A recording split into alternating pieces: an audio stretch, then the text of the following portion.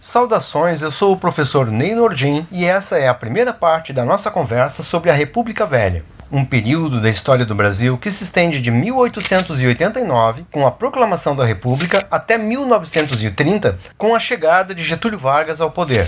A proclamação da nossa querida República foi um movimento contra um inimigo comum, a monarquia, e os protagonistas principais eram o exército e os cafeicultores. É muito importante a gente destacar que foi um movimento de elite. Isso quer dizer que não houveram mudanças reais na estrutura econômica do país. Os caras mantiveram a monocultura de exportação e escravista, além do fato de que o povo continuou excluído dos processos de representatividade e participação política. Outra coisa muito importante é ter em mente que o processo se deu pela via de um golpe militar. Era consenso de que um governo forte pudesse proteger a República nos seus primeiros anos. Por causa disso, é comum chamarem esse período de República da Espada, ou também de período das oligarquias. Oligarquias essas que depois dos militares seriam o próximo grupo a assumir o poder. Aliás, um conceito muito importante que é preciso para entender esse período é o conceito de oligarquias.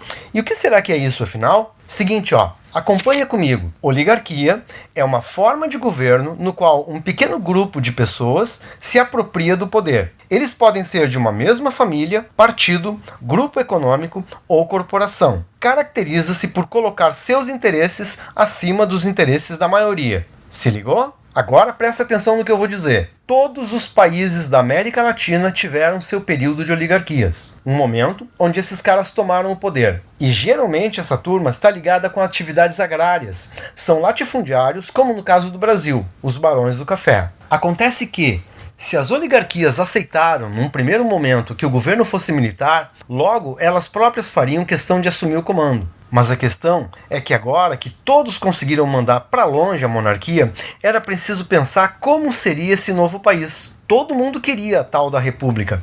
República soava como uma palavrinha mágica, moderna, que apontava para o futuro e para o progresso. Só que nem todo mundo entendia a mesma coisa quando se falava essa bendita palavrinha. E assim, são pelo menos 3 projetos de república que competiram entre si para construir esse novo Brasil. Os projetos liberal, jacobino e positivista, cada um com suas características, como a gente vai ver agora. O projeto liberal era uma bandeira dos cafeicultores paulistas, e eles adoravam a ideia de descentralização política. Isso quer dizer mais autonomia aos estados numa forma de federação. Esse projeto tem muita influência dos Estados Unidos, e com tudo aquilo que os norte-americanos adoram, como liberdades individuais, livre expressão, livre concorrência e tal. Defendiam ainda a separação dos 3 poderes e a separação entre o Estado e a Igreja. Outro projeto era o jacobino, defendido pelos grupos urbanos que se inspiravam na Revolução Francesa. Eram pequenos comerciantes, profissionais liberais como médicos, advogados, professores e por aí. Eles falavam em liberdade de associação e de expressão. Eram bem democráticos e achavam que o povo é quem tinha que governar. De quebra, eram bastante anti-lusitanos. Não gostavam de nada que vinha de Portugal. Por fim, tinha o projeto positivista, inspirado nas ideias de Augusto Comte, um cara bastante popular entre o pessoal do exército. Eles gostavam de falar num Estado forte e centralizado.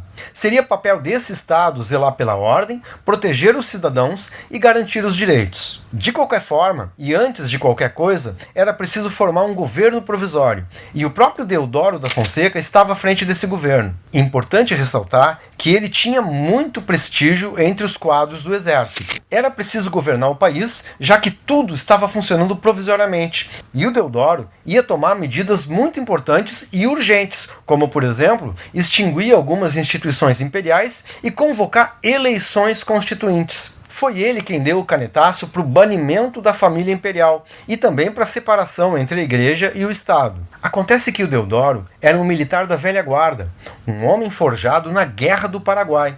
Ele era autoritário e não teve o traquejo necessário para conseguir um consenso entre os cafeicultores. Ele logo formou também um ministério provisório. Olha só os nomes que aparecem aí. Quintino Bocaiúva nas relações exteriores, Benjamin Constant na guerra, Campos Salles na justiça e Rui Barbosa como ministro da Fazenda. Tu sabe que ministro da Fazenda é o cara que cuida da economia.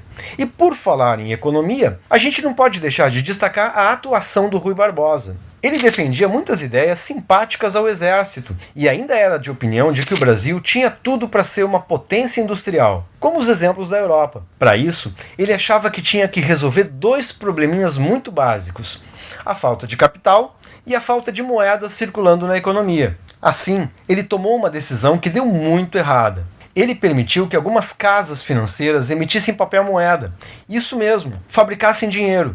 E ele também tentou regulamentar as sociedades anônimas para revigorar a Bolsa de Valores.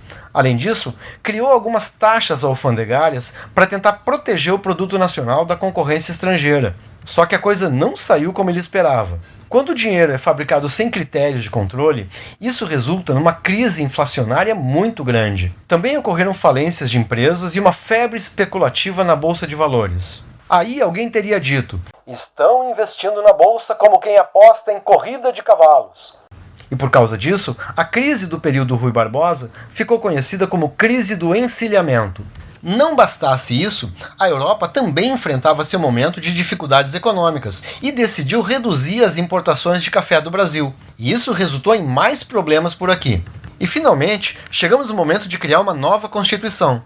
Lembra que há pouco eu falei que Deodoro havia convocado eleições constituintes? A Constituição de 1891 era de inspiração norte-americana. O Brasil agora seria uma república presidencialista e com pacto federativo, aquele que dava boa margem de autonomia aos estados. Eles podiam agora criar suas leis, seus impostos e ter a sua própria força policial. Desde que não confrontasse a Constituição Federal, estava tudo certo. Além disso, trazia como característica a separação entre os poderes e um sistema bicameral: Câmara dos Deputados e Câmara dos Senadores. O voto era universal, todo mundo podia votar. Todo mundo mesmo? Claro, desde que fossem homens, alfabetizados e maiores de 21 anos. O problema é que somente uma média de 2% dos brasileiros preenchiam esses requisitos. Na prática, as coisas não mudavam.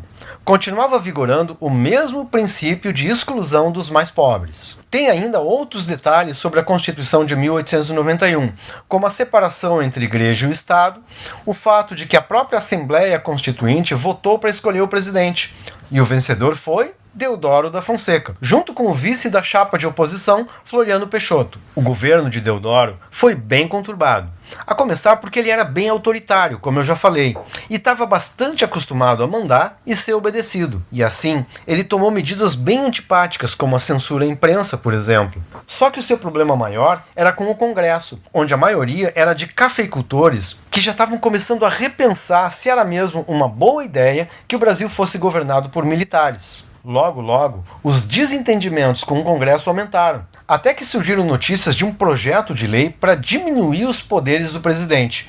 E isso foi a gota d'água. Deodoro decretou estado de sítio, pegou suas tropas, fechou o Congresso Nacional e saiu prendendo todo mundo que estava contra ele. Ele não contava com a reação pesada da sociedade. Teve até greve de trabalhadores. Mais forte foi a reação da Marinha. O almirante Custódio de Melo colocou navios na Baía da Guanabara e ameaçou bombardear a cidade caso ele não renunciasse. Isso foi chamado de Revolta da Armada. Deodoro pensou melhor e resolveu renunciar. Assim terminou o primeiro mandato presidencial republicano do Brasil, com pouco mais de 8 meses de governo. E agora entra em cena o vice-presidente, Floriano Peixoto, bem mais articulado, embora também autoritário. Floriano soube disfarçar seus desmandos na desculpa de que era preciso defender a nação. E todo mundo acreditou. O pessoal que apoiava ele estava muito associado com as ideias dos republicanos jacobinos, mas ele também tinha a simpatia dos republicanos positivistas, o pessoal do exército, mas nem todos. Ele tomou medidas mais simpáticas. Mandou restaurar o Congresso e também mandou construir casas populares, congelar os aluguéis e tabelar os preços para ver se segurava a inflação. O período de Floriano teve um dos piores desempenhos da história.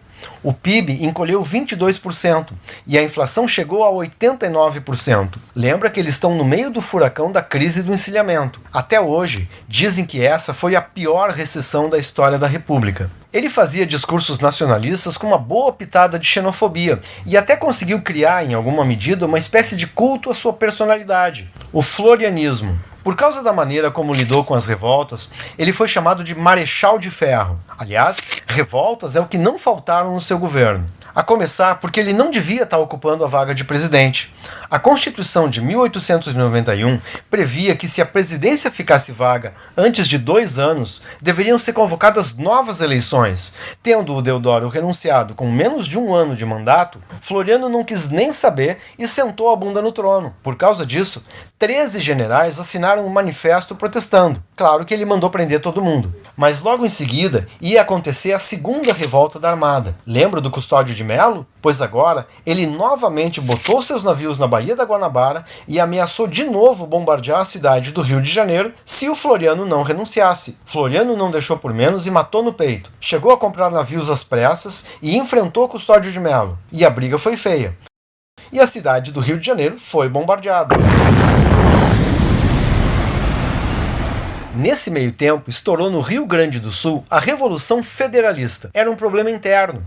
O pessoal da oposição, liderado por Gaspar Silveira Martins, queria derrubar o governo de Júlio de Castilhos. Esse estado foi onde o positivismo mais teve aceitação no Brasil. E como Floriano resolveu mandar ajuda ao castilismo, o problema ganhou dimensões nacionais. Até porque Saraiva gritava pelo parlamentarismo. E isso era quase a mesma coisa que dizer que queria derrubar o presidente. Com o desenrolar da coisa, tanto os rebeldes do Sul como os da Revolta da Armada se encontraram na cidade de Desterro, em Santa Catarina, e ali resolveram seguir para o Rio de Janeiro para depor o governo. Eles chegaram a tomar Curitiba. Ainda no Paraná, eles ficaram detidos por 26 dias no cerco na cidade de Lapa. Isso foi em 1894, um episódio bem heróico e pouco conhecido da história do Brasil.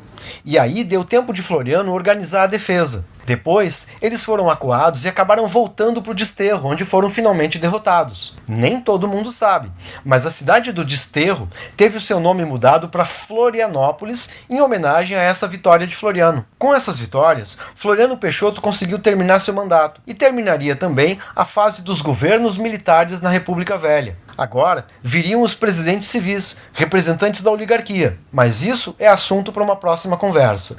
A gente fica por aqui. Eu espero que tu tenha gostado e eu te convido a se inscrever no meu canal e também a visitar o meu site de História e Cultura Geral no endereço que está aparecendo aí. Não esquece, quem conhece história entende melhor o mundo. Um abraço e até a próxima!